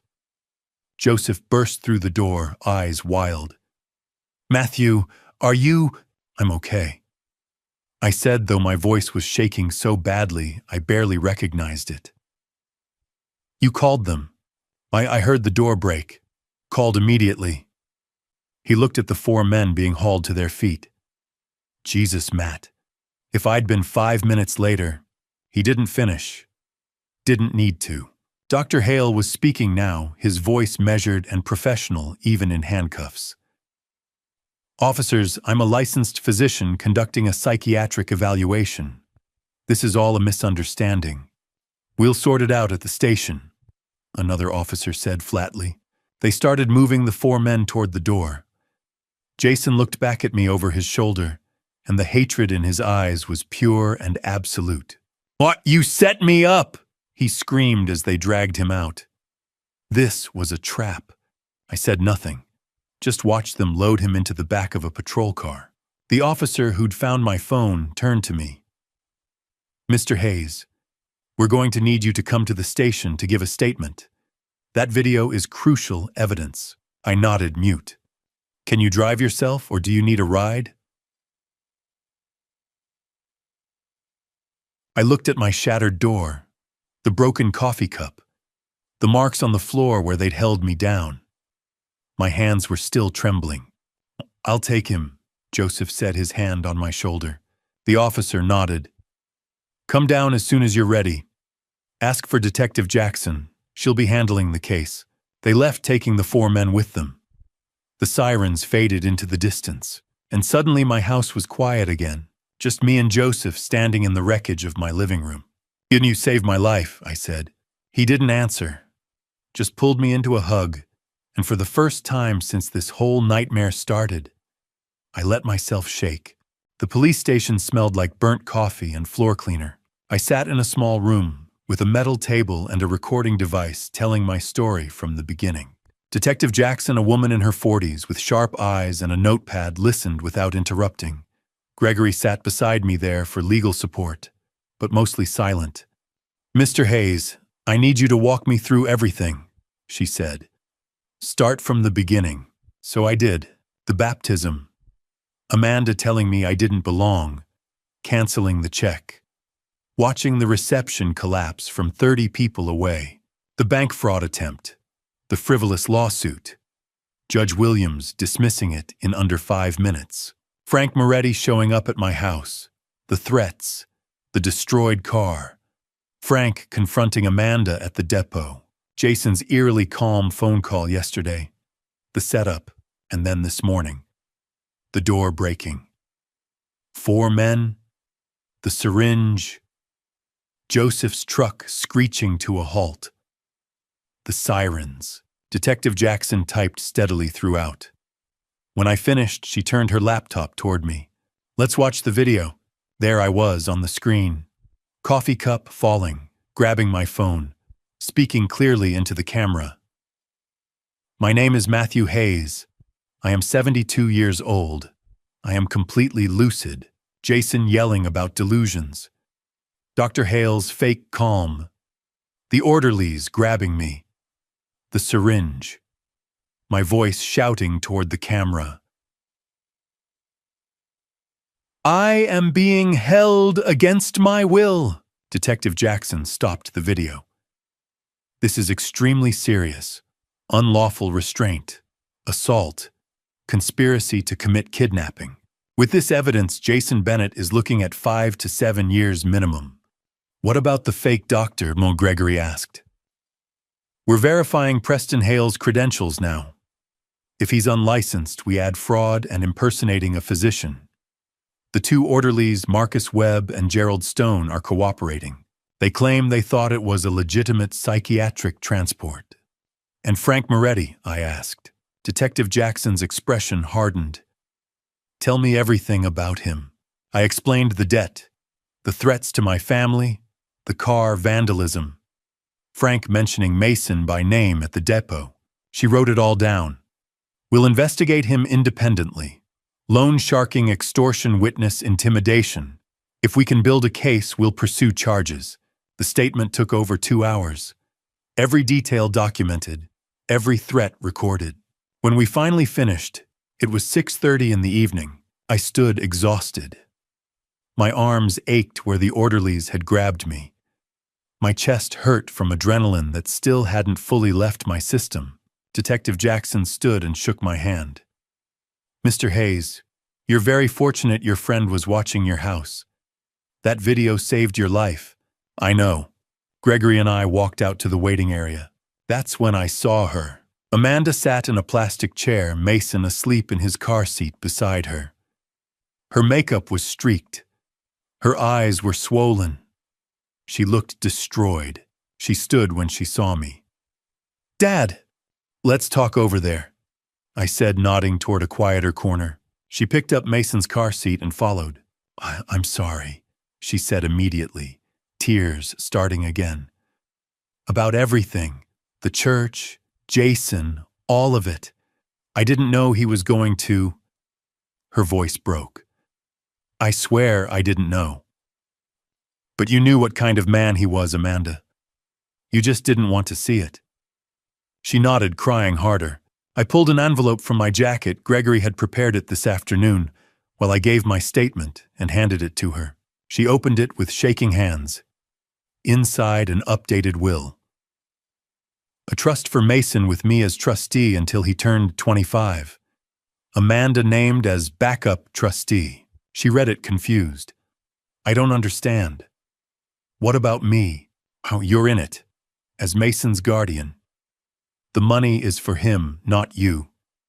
I explained the terms clearly. The house 30 days to decide. Stay and pay $2,200 a month in rent or move out. A job offer, Hayes Sanitation, $16 an hour, starts Friday at 5:45 a.m. No credit cards? No handouts? Show up for work, or you're completely on your own. "Dad, I can't do manual labor. I have a child." "Then figure something else out." "Where am I supposed to go tonight?" I stood up, preparing to leave. "That's not my problem anymore, Amanda. You made your choices a month ago at that church. Dad, please, take the offer or don't. Your call." I walked toward the exit. Gregory followed. Behind me, I heard Amanda crying. Heard Mason starting to wake up, fussing. I didn't turn around. In Gregory's car, my hands were still shaking from leftover adrenaline. "Don't you think she'll show up Friday?" he asked. I looked back at the police station through the side mirror. Amanda was still there, holding Mason's car seat, nowhere to go. Everything she'd built on Jason's lies had collapsed. "I honestly don't know," I said. "But I gave her a chance. That's more than she gave me." Gregory pulled out of the parking lot. For what it's worth, I think you did the right thing. Tough love. Grace would have done the same, maybe. Grace had always been tougher than me when it came to teaching hard lessons. What happens now, I asked. Now Jason and the others get arraigned. Probably tomorrow or Friday. They'll be held without bail. Attempted kidnapping is serious. You'll need to testify eventually, but the video does most of the work. And Frank. Detective Jackson will investigate. If she finds enough evidence, she'll bring charges. But men like Frank are careful. He might have covered his tracks. We drove in silence for a few blocks. "Auden Greg," I said quietly. "What if Amanda doesn't show up Friday?" Then she doesn't. You gave her options. What she does with them is her choice. I thought about that. About Amanda sitting in that police station waiting area with no money, no husband, no friends who'd help anymore. About Mason sleeping peacefully, unaware that his whole world had just imploded. "She's going to show up," Gregory said. "She has to. She's got nowhere else to go." Maybe. But I wasn't sure. Amanda had spent years making bad choices. One more wouldn't surprise me. Gregory dropped me off at home. The temporary door was installed, industrial-looking but secure. Joseph had cleaned up the broken coffee cup and swept the floor. Inside, the house felt different, quieter, emptier. I sat down on the couch and just existed. Too tired to think. Too wired to sleep. My phone buzzed. "Joseph, you okay?" I texted back to "Fine, okay." His response, "Fairpoint. Want company. Tomorrow. Tonight I just need quiet. Call if you need anything." I set the phone down and stared at Grace's photo on the mantel. "I gave her a chance," I said out loud to the empty room. "Just like you would have wanted. Now it's up to her." Grace smiled back at me from the photograph, frozen at 57, forever young, forever certain that I'd do the right thing. I hoped I had. Friday morning, 5:15 a.m. I stood in the dark depot office looking out at the empty parking lot through the window. I'd made coffee in the break room without turning on the lights. Didn't want anyone to know I was here this early. Didn't want Amanda to think I was waiting for her. But I was. I'd told her 5:45. I hadn't expected her to show at all. The lot was empty except for my truck and Raymond's pickup. The overhead lights cast yellow pools across the cracked asphalt. Cold morning. Indiana autumn settling in. 5:30, still empty. I sipped my coffee and told myself it didn't matter. She'd made her choice. If she didn't show, that was on her. Raymond arrived, saw me standing at the window in the dark, and gave me a look that said everything. We both knew what an empty parking lot at 5:45 would mean. 5:40, still nothing. I checked my watch. 5:41. 42. Then headlights swept into the lot. An old Honda Christine's car. I recognized the dent in the front bumper, pulled into a spot near the office. The engine cut off. For a moment, nothing happened. Just the car sitting there in the yellow light. Then the driver's door opened. Amanda climbed out slowly, like every movement hurt. She opened the back door and lifted Mason's car seat out. He was still asleep, wrapped in a blanket. She was wearing designer jeans and a cashmere sweater. Completely wrong for garage work. Expensive. Impractical. But she was here. Raymond was already outside checking his watch as she approached. I couldn't hear them through the glass, but I watched the body language. Raymond pointed at his watch, 5:42, 3 minutes early, but his gesture said she needed to be earlier. Amanda said something defensive, gesturing toward Mason's car seat. Raymond pointed at the baby. Amanda's face fell. She hadn't solved the childcare problem. Raymond walked to his truck, pulled out a broom and a mop, and handed them to her. Amanda stared at them like they were alien objects, tools she'd never held in her life. Raymond pointed toward the shop bay. "Your assignment," then turned and walked away without another word.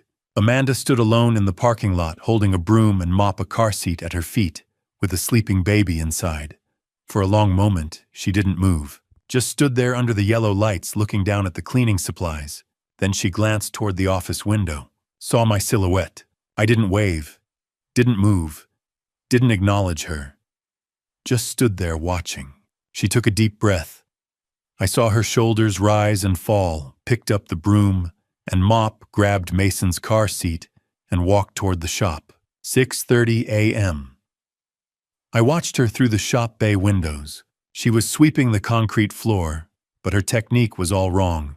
Short, choppy strokes. She'd sweep the same area 3 times and still miss half the debris. Raymond walked past, once watched for 10 seconds, then kept walking without correcting her. She'd figure it out, or she wouldn't. 8 a.m. The cashmere sweater had a black grease stain across the front. She'd brushed against truck 17 while carrying a trash bag. She stared at the stain for a full minute, then kept working. 9 a.m. bathroom duty. She went in with a bucket and cleaning supplies. Came out 15 minutes later looking pale. Stood outside the men's bathroom for a moment, hand over her mouth, composing herself. Then went back in to finish. 10:30 a.m., carrying trash bags to the dumpster behind the building. I watched from my office window as she tried to heave a bag over the rim. Too heavy. She had to drag it up the side. When she pulled it over her hands, caught on the sharp metal edge of the dumpster. She jerked back, looking down at her palms. Blood. She stood there for a moment, staring at her bleeding hands. Then she pulled out paper towels from her pocket, wrapped them around her palms, and went back for another bag. 11 a.m. Jake and Bobby walked past her in the shop. She looked up, maybe expecting a greeting.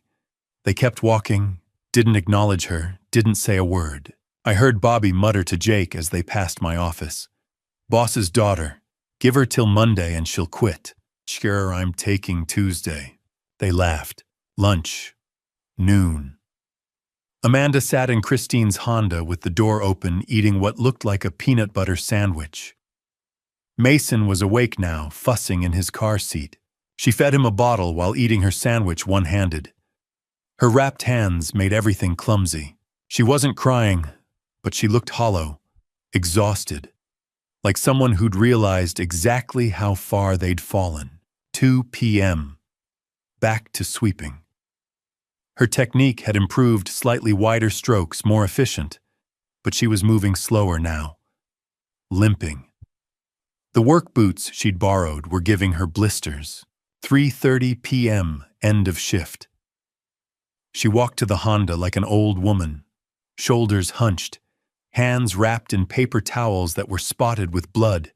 The cashmere sweater was ruined grease dirt and what looked like bathroom cleaner bleach spots. She lifted Mason's car seat into the back, then stood by the driver's door for a moment. Looked back at the office window one last time. I was standing there. Our eyes met through the glass. Neither of us waved. She got in, started the car, drove away. Monday morning, 5:30 a.m., I was at the window again. The Honda pulled in at 5:28. Amanda got out. With Mason walked to the shop and started sweeping before Raymond even arrived. Her hands were bandaged, now actual gauze, not paper towels. The cashmere sweater was gone. She wore an old t-shirt and jeans. Tuesday, 5:25 a.m. She was there. Wednesday, 5:15 a.m., earlier than me. I watched her hands through the week. Bloody knuckles under bandages. Watched her cry in the car during lunch breaks while Mason slept. Watched her scrub floors in that borrowed t-shirt until it was as ruined as the cashmere had been, then show up the next day in a different borrowed shirt. Jake and Bobby stopped making bets by Tuesday. By Wednesday, Bobby handed her a bottle of water without being asked. Raymond never went easy on her. Gave her the worst jobs. Bathroom duty every day. Dumpster runs. Degreasing engine parts. Cleaning out Truck 9's cab after someone spilled an entire coffee inside. And I never helped. Not once. I watched from my office. Watched her struggle. Watched her hands bleed. Watched her cry. Watched her keep showing up. Because she needed to learn what I'd known for 40 years. Money isn't given. It's earned. And so is respect. Week 3. Tuesday morning. I watched through the office window as my daughter nearly quit. Amanda had been promoted, if you could call it that, from sweeping floors to answering the depot phone. Raymond had given her a clipboard, a headset, and a chair at the dispatch desk. She took service calls, scheduled pickups, and tried to sound professional when elderly homeowners complained about missed routes. She was terrible at it. Tuesday, 10:15 in the morning, the phone rang. I watched Amanda pick it up, her shoulders already tense. Hayes Sanitation. This is Amanda. How can I help you? I couldn't hear the voice on the other end, but I saw her face change. The smile dropped. Her hand gripped the edge of the desk. I'm so sorry, sir. Let me check our schedule. The voice got louder. Even from the office, I could hear the sharp edge of anger cutting through the line. Amanda pulled up the route log on the ancient desktop computer Raymond had set up for dispatch. Her hands shook as she scrolled. Sir, it looks like we're scheduled for pickup tomorrow morning at 6:30. The voice exploded. I saw Amanda flinch. I understand you're upset, sir. I'm very sorry. He wasn't listening. I could see tears forming in her eyes. Sir, please! The voice kept hammering. Amanda's breath hitched. She set the clipboard down, covered her mouth with one hand. I'll have my supervisor call you back, she whispered, and hung up. She sat there for a moment, staring at the phone.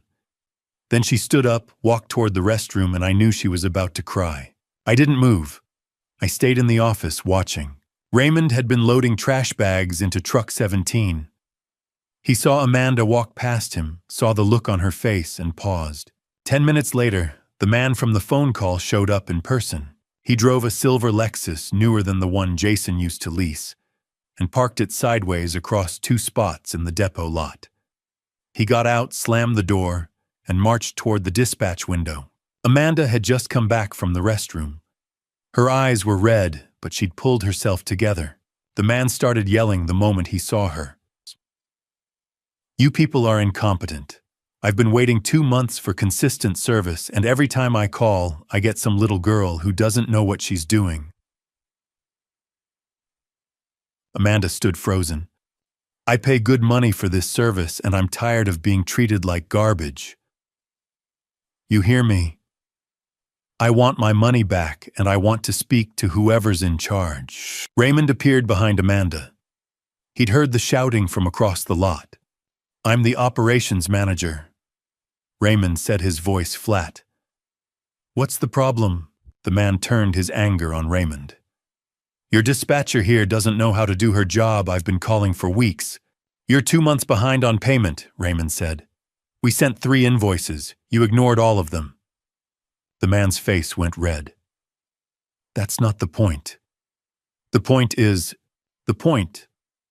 Raymond interrupted, is that you don't pay your bills, you yell at my staff, and you think you can drive onto my property and make demands. The man jabbed a finger at Amanda. She's useless. You need to fire her and hire someone who knows what they're doing. Raymond stepped between the man and Amanda.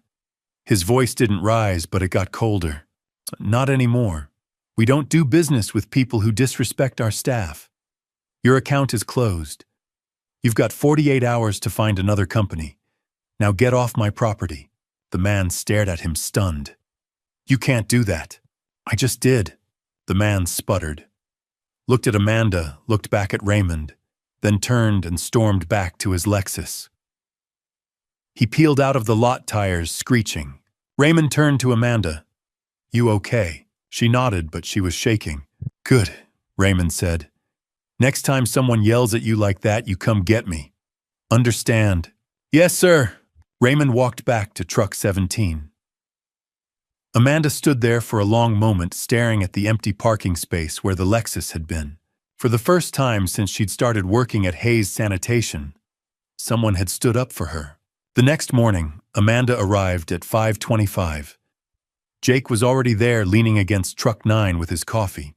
Morning, Amanda, he said. Not boss's daughter. Not the new girl. Just Amanda. She looked at him surprised, then nodded. Morning, Jake. Bobby gave her a thumbs up from across the lot. Something had shifted. Month 2 changed everything. Amanda stopped answering phones. Raymond pulled her off dispatch and put her back on the trucks, not to sweep, but to ride along and learn the routes. She spent 2 weeks shadowing Raymond. She learned how to check hydraulic lines, how to spot a truck with brake trouble, how to talk to customers who'd been with Hayes Sanitation for 30 years. She started dressing differently. The designer jeans disappeared. She wore cargo pants, steel-toed boots, and a Hayes Sanitation jacket Raymond had given her from the supply closet. One Thursday morning, I watched her crouch beside truck 11 with Raymond pointing at a leaking fluid line. Raymond nodded, handed her a wrench, and let her tighten the fittings herself. By the end of month 2, Amanda knew every route, every customer, and every truck in the fleet. One afternoon, I overheard her on the phone with a difficult customer, a woman who'd been complaining about late pickups for years. Amanda didn't flinch. She listened, asked questions, offered solutions, and scheduled a supervisor visit. When she hung up, Raymond walked past her desk. "Nice work," he said. Amanda looked up surprised. "Thanks." I stood in the office doorway, watching my daughter become the person she should have been all along. She wasn't pretending anymore. March. 3 months after Jason tried to take me. I drove to the county jail. I hadn't seen him since they loaded him into that patrol car. I sat in the parking lot for 5 minutes, engine off, hands on the steering wheel. The jail loomed ahead, gray concrete razor wire catching the morning sun, security cameras swiveling like mechanical vultures. Why am I here? The question kept circling. I could have mailed the papers. I could have had Gregory handle everything through lawyers and court clerks and notarized stamps. But some part of me, the part Grace used to call stubborn, needed to see this through in person. I thought about Grace for a moment. What would she say if she were sitting in the passenger seat right now? "You need to look him in the eye, Matthew. Not for him, for you." I got out of the truck and walked toward the entrance. The county jail was a low gray building surrounded by razor wire and security cameras. Families shuffled through the doors ahead of me, mothers with toddlers clutching stuffed animals, girlfriends in their Sunday best, trying to look hopeful, old men who looked as tired as I felt. Inside, the air was thick with disinfectant and something else. Desperation, maybe, or resignation. A guard at the front desk handed me a clipboard. "Fill this out. Print clearly." I filled in the blanks: name, relationship to inmate, reason for visit. When I got to the line that said relationship, I paused. What was Jason to me now, son-in-law, felt like a lie. I wrote family. The guard barely glanced at it. "Empty your pockets into the tray. Belt too if it's got a buckle." I put my wallet, keys, phone, and belt into the plastic bin. Walked through the metal detector. It beeped. The guard waved a handheld wand over me, found nothing, and waved me through. The waiting area smelled like industrial cleaner and stale coffee. Rows of plastic chairs bolted to the floor. A vending machine in the corner buzzed and flickered. I sat on a bench against the wall and watched the clock tick forward. A woman across from me bounced a toddler on her knee. The kid giggled, oblivious. The woman's eyes were red. 10 minutes later, another guard called my name. "Hayes, this way." He led me down a hallway lined with heavy doors. Fluorescent lights hummed overhead. At the end, a room divided by thick glass panels.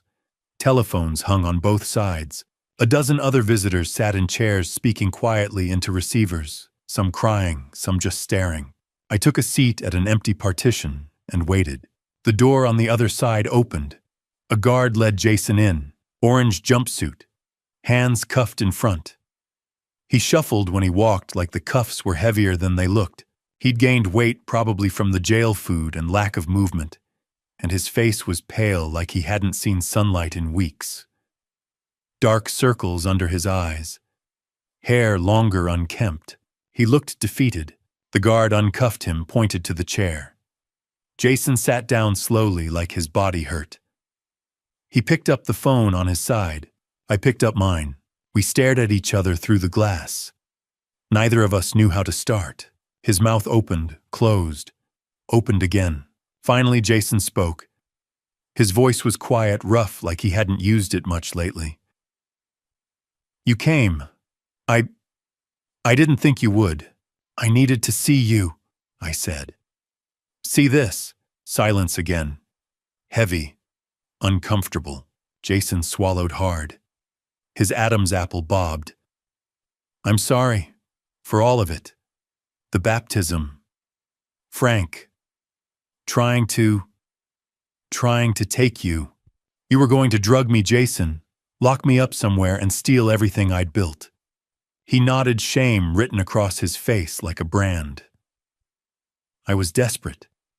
The people I owed money to, they were going to—" He stopped, shook his head. "That's not an excuse, I know that. So you decided to hurt me instead. Easier target.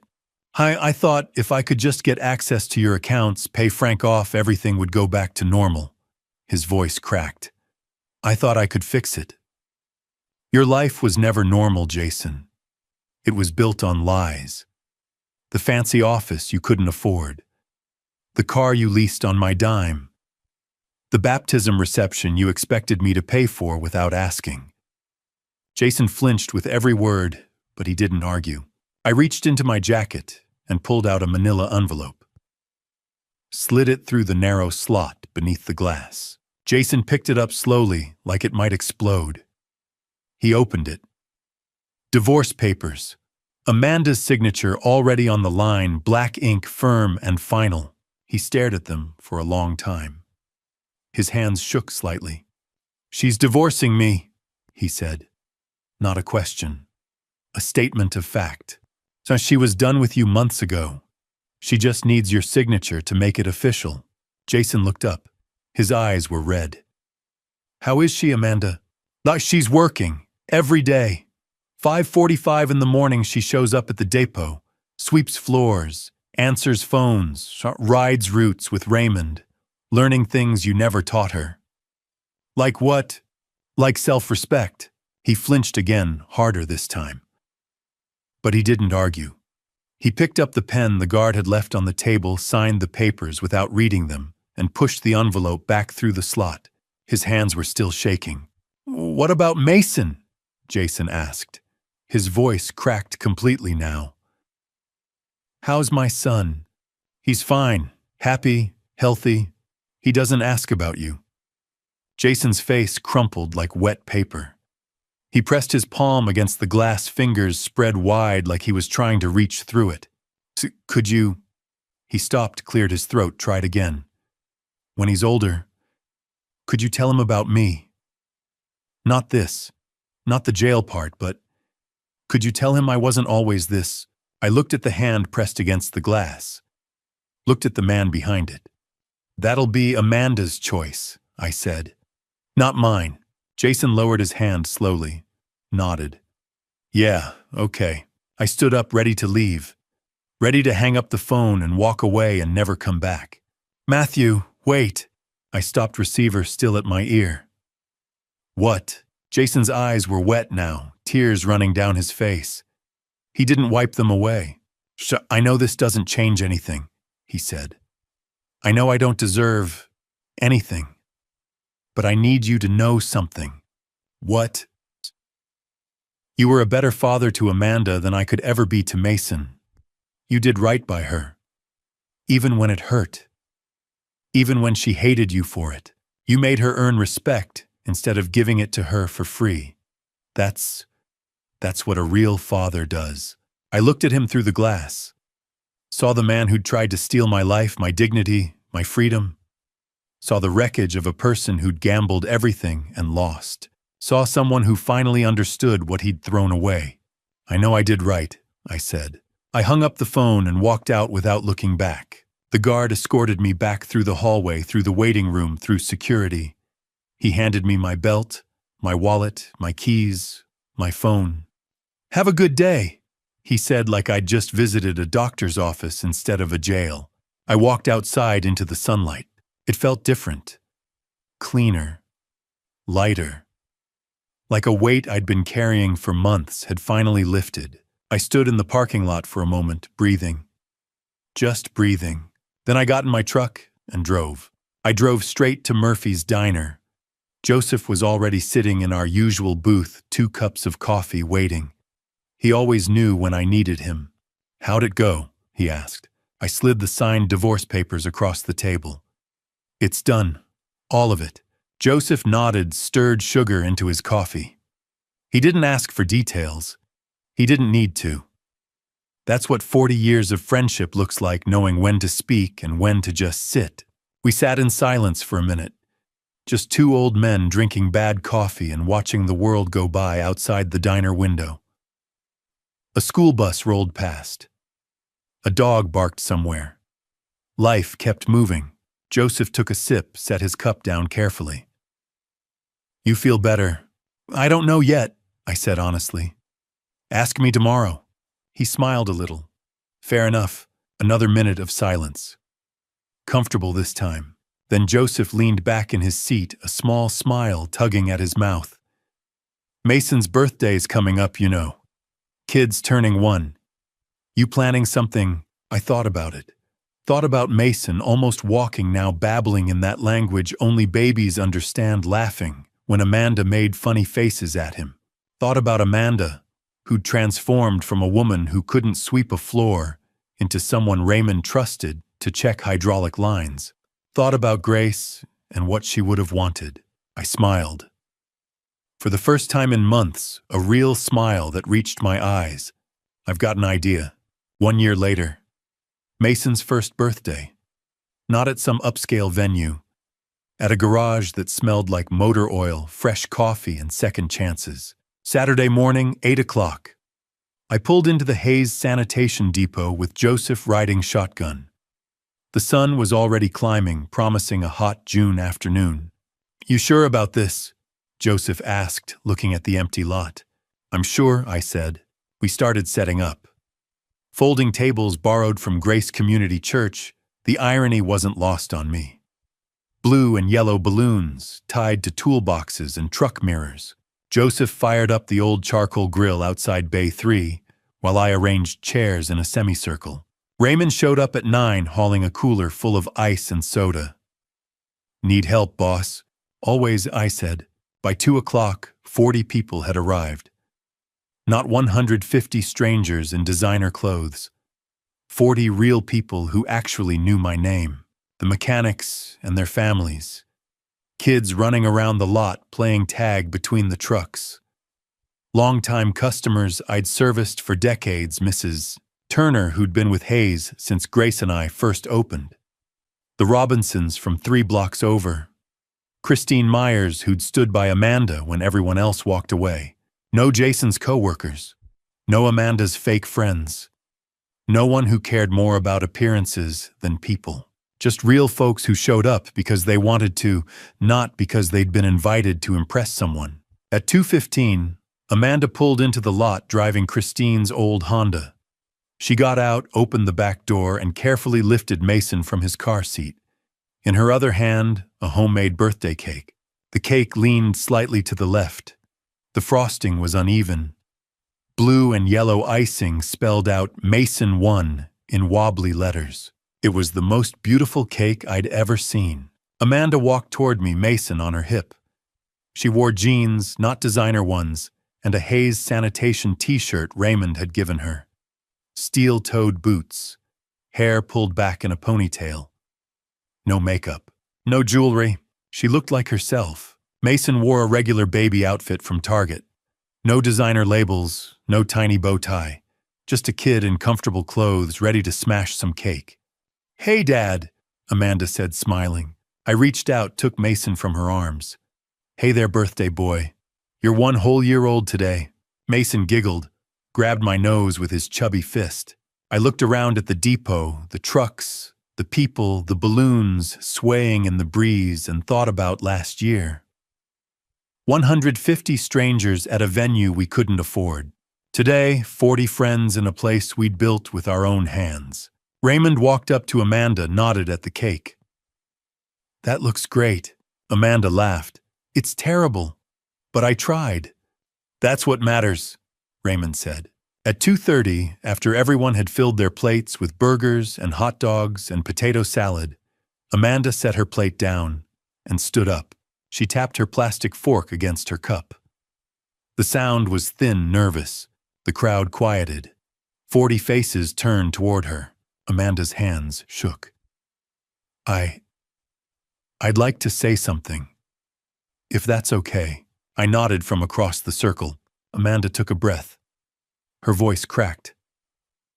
1 year ago, I made the worst mistake of my life. Tears started forming. I told my dad he wasn't welcome at my son's baptism. She wiped her eyes, kept going. I was ashamed of him. Ashamed that he worked with his hands instead of sitting in some fancy office. Her voice broke completely. Ashamed that he didn't fit into my fake, shallow world. She turned to Raymond. Raymond taught me how to run a sanitation route, how to deal with difficult customers with dignity. She looked at Jake. Jake taught me it's okay to ask for help, that everyone starts somewhere. She looked at Joseph. Joseph taught me how to laugh at myself, how to be human again. Then she turned to me, tears streaming down her face. But Dad taught me how to fix the most broken thing in my life, which was me. Her voice dropped to a whisper. Dad, I'm sorry. I'm sorry I made you feel like you weren't good enough. The truth is, you were always good enough. I was the one who wasn't. She could barely speak now. Thank you for not giving up on me, even when I deserved it. I love you, Dad. The crowd erupted in applause. Several people wiped their eyes. Raymond used his shop rag to dab at his face. I stood up, walked across the circle, and opened my arms. Amanda stepped into them. We held each other tight, both of us crying now. I'm sorry, Dad, she whispered against my shoulder. I know, sweetheart, I know. We pulled apart, both smiling through tears. And then Mason, who'd been sitting on Christine's lap, decided he'd had enough sitting. He pushed himself up on wobbly legs, took one shaky step, then another, then a third, heading straight for Amanda and me. The crowd gasped, went silent. Mason took one more step and fell forward into our arms. The depot exploded. His first steps. He just took his first steps. Everyone cheered. People clapped. Cameras came out. Raymond let out a loud whoop. Mason looked confused by all the noise, then decided it was hilarious and started laughing. We sang Happy Birthday. Mason demolished the cake with both hands, getting frosting in his hair, on his face, up his arms. Everyone laughed. Nobody cared about the mess. I handed Mason a toy wrench from the gift table. He immediately started banging it against his high chair tray, making vroom vroom noises. The kid was born for this business. As the sun set, golden light streamed through the open bay doors. People helped clean up, chatting and laughing. Amanda worked alongside Raymond and Jake like she'd always belonged there. Mason fell asleep on my chest, the toy wrench still clutched in his tiny fist. His breath was warm and steady against my shirt. Joseph walked over, hands in his pockets. You did good, Matthew. Still a long road ahead, I said. She'll make it. You taught her how. I kissed Mason's forehead, felt the rise and fall of his breathing. This is wealth, I thought. Not money, not status. Looking back on this whole story, I never thought I'd be the one to tell it. But if 72 years have taught me anything, it's this: respect can't be bought. It's earned through honest work, through showing up every day, through being willing to fail, to hurt, to rebuild yourself from nothing. Don't be like I almost became, a man who let anger slam every door shut forever. But don't be like Amanda was either, someone who mistook appearance for substance, who valued what strangers thought more than what actually mattered. Money can't buy respect, but hard work that builds something money never can. Character, dignity, a life worth living. My daughter drives a garbage truck now. She's my best route supervisor. And when people ask her what she does, she doesn't hesitate anymore. She says, I work in waste management with my dad. And she says it with pride. That's worth more than all the fancy baptism venues in the world. You know, Grace used to tell me something when times got hard. She'd say, "Matthew, God doesn't waste our pain. He uses it to build something stronger." I didn't understand that for a long time, but watching Amanda rebuild herself, watching Mason take his first steps in that garage, I get it now. Family betrayal cuts deep, but if you're willing to do the work, even family betrayal can become the foundation for something real. Here's my opinion, and I've earned the right to say it. Forgiveness isn't weakness. It's the hardest work you'll ever do. Harder than running a business, harder than raising a child, harder than anything. But it's also the only thing that sets you free.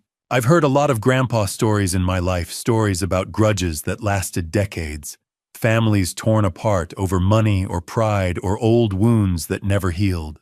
Those grandpa stories always end the same way, with regret. With funerals where people who should have been there stayed home, with children who never knew their grandparents because someone decided anger was more important than love. I almost became one of those grandpa stories, but I didn't, and neither did Amanda, because we both made a choice. If someone in your life throws you away like Amanda threw me, yes, set your boundaries. Yes, demand change. But maybe leave the door cracked open.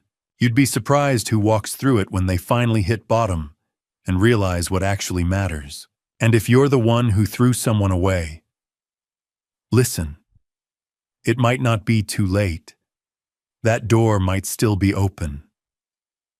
But you have to do the work.